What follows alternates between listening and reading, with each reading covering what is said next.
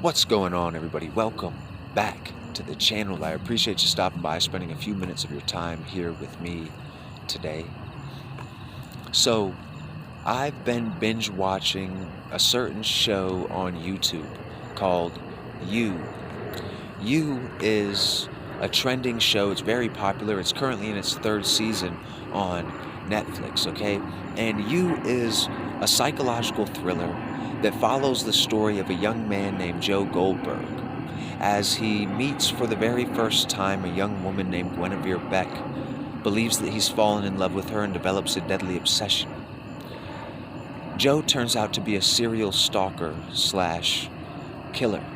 And over the course of these 3 seasons, the show gives us brief looks into Joe's past, into his very traumatic childhood, in an attempt to give us insights into key moments in Joe's childhood that created him, that made him who he is, this serial stalker slash killer, right?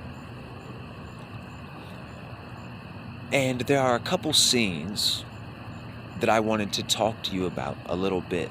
Really, there's one scene in particular, right? And this scene, it shows Joe after he's been removed from his parents' household and now is in foster care with a man named Mr. Moody.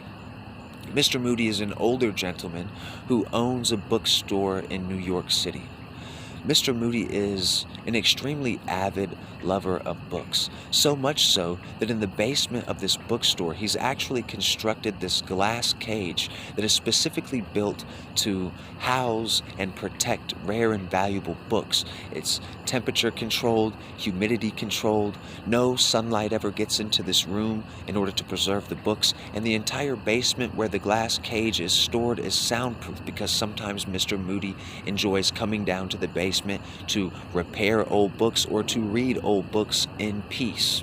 Now, Mr. Moody, as Joe's stand-in father figure, is also, like everyone else in Joe's childhood, very abusive to Joe, okay? Mr. Moody slaps Joe around, belittles him, makes him feel like a bad person, and on top of that, convinces Joe that everything he's doing is actually for his own good. Everything that Mr. Moody is actually doing to Joe will make Joe a better person, right? And Joe, being young and innocent still, believes Mr. Moody, right?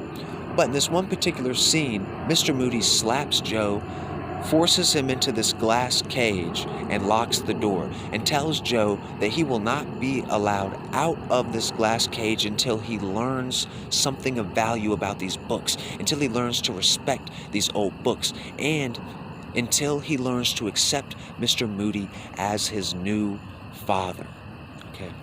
Now, there's a lot to unpack in this scene for me personally.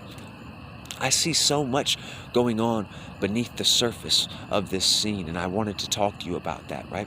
So, in this scene, Joe, the young boy who's being abused and shoved into this glass cage, that is you. That is me. And Mr. Moody is the system. Mr. Moody is that old, abusive, patriarchal figure, the father, the system, right? And Joe is every single one of us, okay? And that glass cage is the school that you're being sent to, right? The university that you'll be sent to, or whatever it is, whatever kind of program. It's the church that you'll be sent to. It's this glass cage. They put you in here and they tell you, this is the important stuff to learn. And if you don't agree to learn this stuff, you will never be let out of this cage. We will have to do something with you. You can only be let out of this cage once you agree that I am your new father. You see what I'm saying?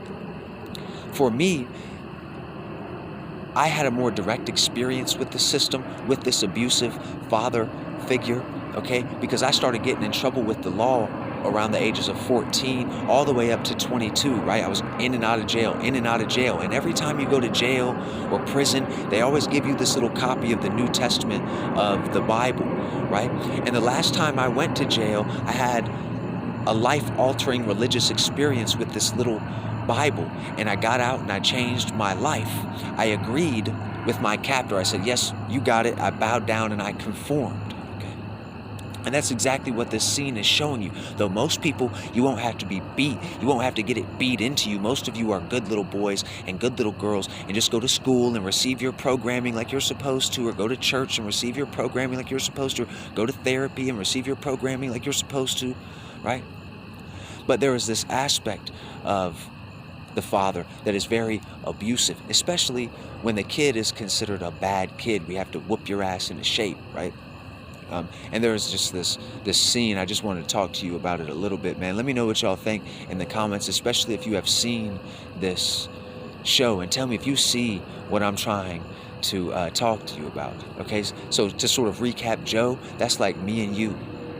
Okay, and Mr. Moody is that violent, abusive father figure that is the system, right? That is key in the indoctrination process, right? So it could be jail, because if you don't do right as a kid, they're going to start locking you up, put you in jail. It could be the foster care system, right? It could be school in general, because think about it. When you go to school, you don't get out of school until you learn something valuable from those books, and you're forced to go to school, and those books are only important because so-and-so says that they're important.